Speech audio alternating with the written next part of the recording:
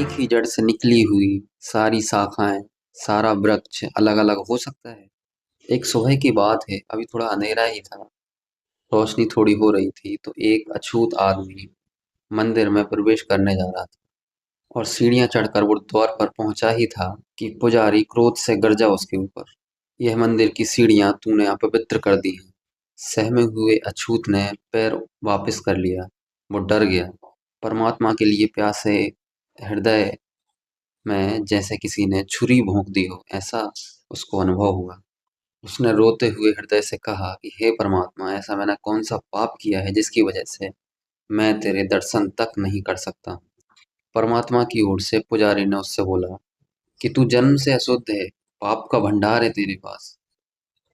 तो उस अछूत ने एक प्रण लिया कि मैं साधना करूंगा, खूब जाप करूंगा, और जब मैं शुद्ध हो जाऊंगा तभी मैं वापस आऊंगा तेरे पास। लेकिन मैं प्रभु दर्शन के बिना नहीं मरना चाहता।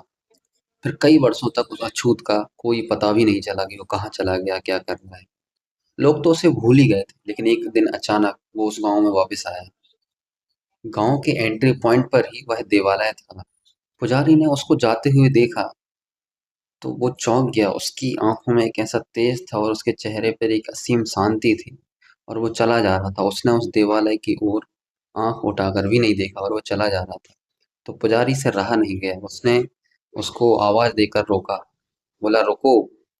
बोल रहे, तुम तो साधना के लिए गए थे, हो गई क्या साधना पूरी? वह हंसा और उसने स्वीकृति में सिर हिला दिया।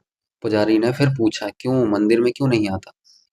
तो उसने कहा कि जब प्रभु के दर्शन हुए तो उन्होंने मुझसे कहा कि क्यों जाता है तू मंदिर, मैं वहां नहीं रहता हूँ।